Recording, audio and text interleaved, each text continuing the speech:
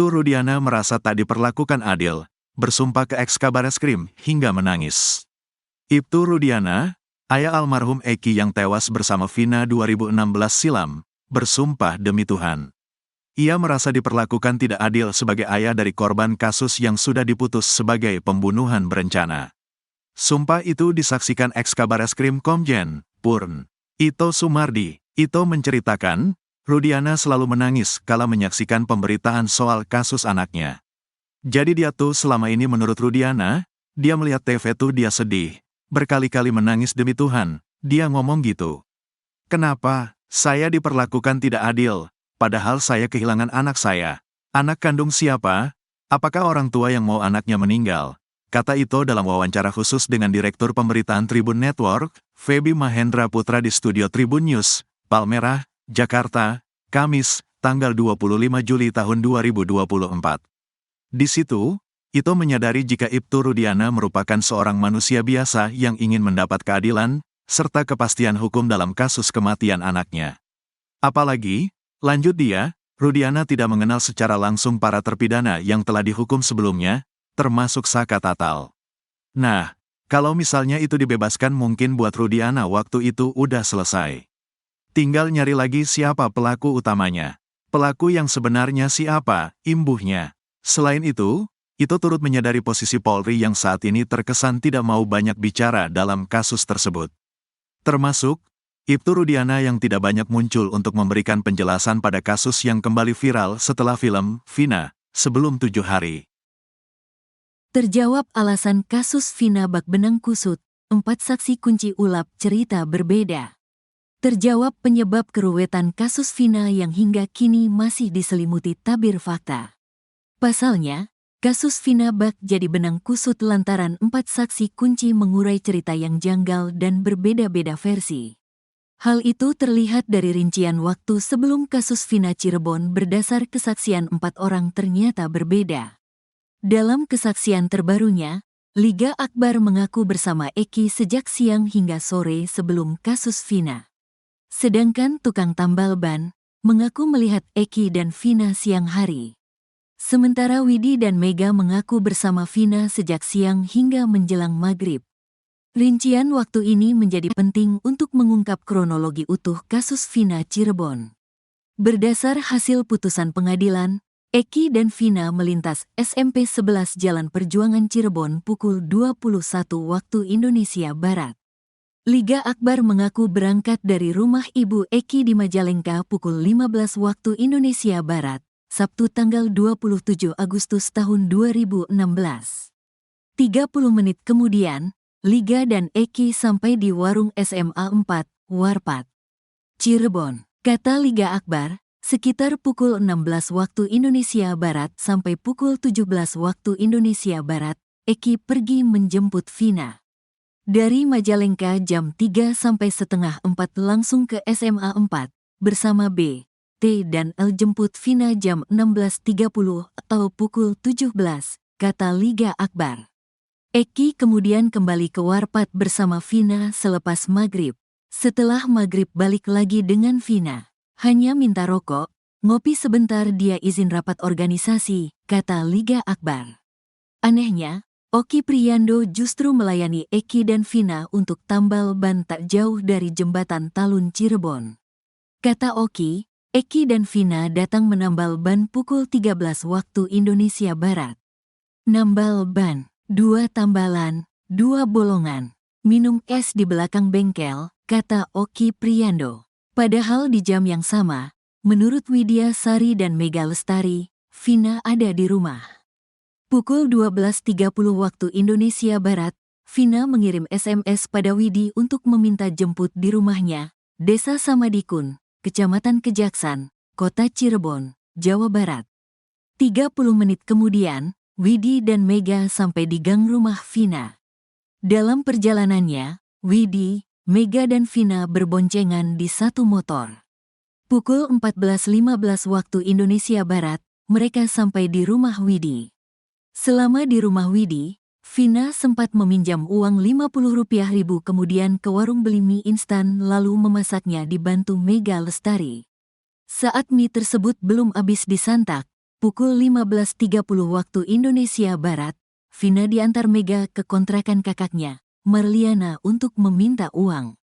Singkat cerita, dalam perjalanan dari rumah Marliana ke rumah Widi, Vina bertemu dengan Eki di Jalan Bypass Cirebon.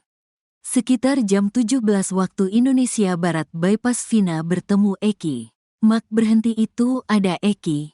Sekitaran migacoan kalau sekarang, dipalang sama Eki sendiri. Ngobrol agak lama, jauh dari saya. Kayak agak debat, kata Mega.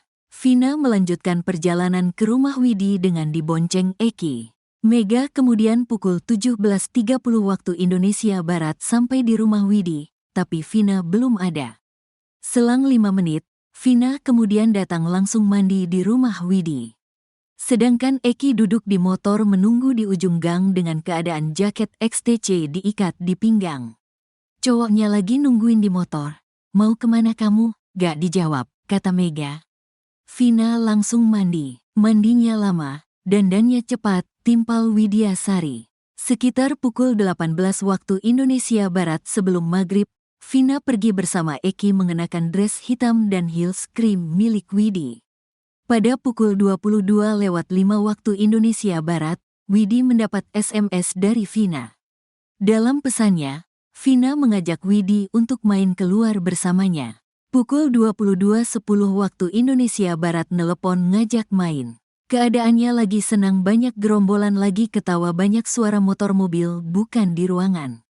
Akunnya ada di arah sumber, kata Widi menirukan ucapan Vina. Jika rincian waktunya demikian, lantas siapa yang benar dalam kasus Vina? Terjawab penyebab keruwetan kasus Vina yang hingga kini masih diselimuti tabir fakta. Pasalnya, kasus Vina bak jadi benang kusut lantaran 4 saksi kunci mengurai cerita yang janggal dan berbeda-beda versi. Hal itu terlihat dari rincian waktu sebelum kasus Vina Cirebon berdasar kesaksian 4 orang ternyata berbeda. Dalam kesaksian terbarunya, Liga Akbar mengaku bersama Eki sejak siang hingga sore sebelum kasus Vina. Sedangkan tukang tambal ban mengaku melihat Eki dan Vina siang hari. Sementara Widi dan Mega mengaku bersama Vina sejak siang hingga menjelang maghrib. Rincian waktu ini menjadi penting untuk mengungkap kronologi utuh kasus Vina Cirebon. Berdasar hasil putusan pengadilan, Eki dan Vina melintas SMP 11 Jalan Perjuangan Cirebon pukul 21 waktu Indonesia Barat. Liga Akbar mengaku berangkat dari rumah ibu Eki di Majalengka pukul 15 WIB, Sabtu 27 Agustus 2016. 30 menit kemudian, Liga dan Eki sampai di warung SMA 4, Warpat, Cirebon. Kata Liga Akbar, sekitar pukul 16 WIB sampai pukul 17 WIB, Eki pergi menjemput Vina. Dari Majalengka jam 3 sampai setengah 4 langsung ke SMA 4, bersama B, T dan L jemput Vina jam 16.30 atau pukul 17, kata Liga Akbar. Eki kemudian kembali ke Warpat bersama Vina selepas maghrib. Setelah maghrib balik lagi dengan Vina. Hanya minta rokok, ngopi sebentar, dia izin rapat organisasi, kata Liga Akbar. Anehnya, Oki Priando justru melayani Eki dan Vina untuk tambal ban tak jauh dari jembatan Talun Cirebon. Kata Oki, Eki dan Vina datang menambal ban pukul 13 waktu Indonesia Barat. Nambal ban. 2 tambalan, 2 bolongan. Minum es di belakang bengkel, kata Oki Priando. Padahal di jam yang sama, menurut Widya Sari dan Mega Lestari, Vina ada di rumah.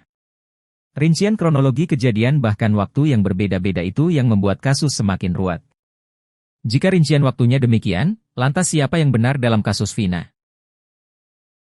Di saat keluarga Vina Cirebon meminta Polda Jabar untuk mencari 3 DPO yang sebenarnya usai Pegi Setiawan dinyatakan bebas, Dede Riswanto justru mengungkapkan fakta bahwa pencarian akan berujung sia-sia. Saksi kunci kasus Vina di tahun 2016 silam itu mengatakan pencarian terhadap 3 DPO ini justru tak akan ketemu walau ke ujung dunia. Sebagai informasi, Ibunda Vina Dewi Asita atau Vina Cirebon, Sukeasih sempat meminta polisi mencari keberadaan Pegi, Andi dan Dani. Namun, pernyataan itu kini dibalas oleh Dede usai membongkar kesaksiannya pada 8 tahun lalu adalah palsu. Sembari tertawa kecil, ia mengatakan 3 orang yang masuk daftar pencarian orang, DPO, di kasus Vina Cirebon, yang tertuang di isi putusan, tidak ada. Menurutnya, pencarian ketiga DPO tersebut hanya membuang-buang waktu. Tak ada raut ketakutan di wajahnya. Dengan mantap, ia menyampaikan kepada masyarakat bahwa ketiga DPO tersebut tidak ada.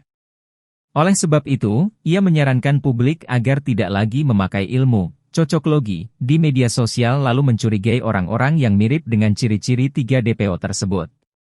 Dede mengatakan kepada Deddy Mulyadi bahwa peristiwa pembunuhan dan pemerkosaan tidak pernah terjadi. Bahkan, TKP kasus Vina Cirebon yang disebut ada 3 lokasi sebenarnya hanya satu, yaitu di Jembatan Layang Talun, Kabupaten Cirebon. Tewasnya 2 sejoli tersebut disebabkan karena kecelakaan lalu lintas, bukan pembunuhan. Dede pun menyebut bahwa jalan cerita adanya pembunuhan dan pemerkosaan hanyalah akal-akalan Aep saja. Ia mengaku tidak pernah melihat adanya aksi sadis dan keji yang dilakukan oleh para terpidana yang kini mendekam di balik jeruji besi.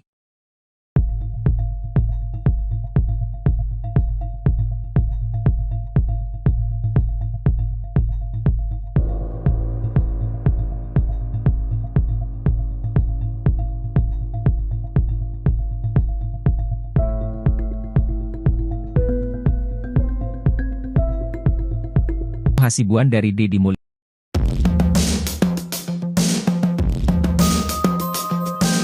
Jaksa menolak novum baru yang diajukan pihak Saka Tatal dalam sidang PK kasus kematian Vina dan Eki yang digelar di Pengadilan Negeri Cirebon, Jumat, 26 Juli 2024. Diketahui Saka Tatal melalui kuasa hukumnya mengungkap sejumlah novum atau bukti baru dalam sidang PK sebelumnya. Namun, jaksa menolak semua novum yang diajukan pihak Saka. Jaksa menyebut bila sebagian novum yang diajukan pihak Saka Tatal berasal dari media sosial. Gema Wahyudi, seorang jaksa dalam sidang PK kasus Vina katakan bila foto jenazah Eki dan Vina Cirebon bukan bukti baru dan pernah dihadirkan pada tahun 2016. Penolakan novum yang lain yakni terkait video Kapolri Jenderal Listio Sigit yang menyebut kepolisian tak terapkan sistem SC yang tak bisa dipertanggungjawabkan. Kuasa hukum Saka Tatal juga mengajukan file keterangan Deddy Mulyadi berbentuk flash disk sebagai novum baru, menurutnya hal itu tidak ada kaitannya dengan pembuktian.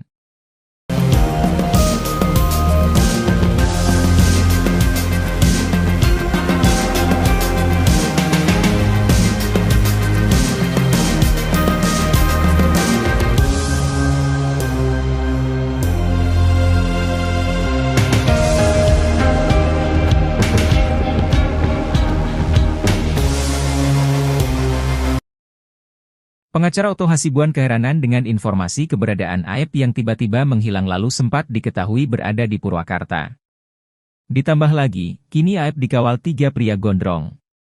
Informasi itu diterima Otto Hasibuan dari Deddy Mulyadi, anggota DPR RI terpilih dari Gerindra yang aktif mengadvokasi para terpidana kasus Vina. Deddy Mulyadi mengaku diberitahu informasi keberadaan Aep kala menyambangi kediaman ayah Aep di bilangan Desa Palinggihan, Kecamatan Pleret, Kabupaten Purwakarta. Sementara itu Otto Hasibuan adalah Ketua Umum Perhimpunan Advokat Indonesia, PRADI, yang kini membela para terpidana kasus Vina. Ketika itu, Deddy Mulyadi mengantarkan Dede, teman Aep, saksi kunci kasus Vina menceritakan kesaksiannya kepada Otto Hasibuan. Ex-Bupati Purwakarta itu menjelaskan ciri 3 orang yang mengawal Aep, berambut gondrong. Rambutnya gondrong 3 orang, selalu mendampingi, kata Deddy. Dengan mata serius memperhatikan pernyataan Deddy, Otto heran. Deddy pun menceritakan kepada Otto, dia sudah meminta ayah Aep agar mau membujuk anaknya. Karena kita kan bukan ingin menjarain orang, tapi bebasin orang, kata Deddy. Otto pun masih terpaku dengan informasi 3 orang pengawal Aep. Oh gitu ya, tapi yang mengawal itu siapa? Tukang ojek atau yang lain, kata Otto. Otto pun menegaskan, jika 3 orang pengawal Aep itu menghalangi upaya penegakan hukum maka itu melanggar hukum. Karena kalau ada orang menghalang-halangi untuk menegakkan hukum itu juga boleh salahkan. Mudah-mudahan yang mengawal itu teman baiknya, kata Otto.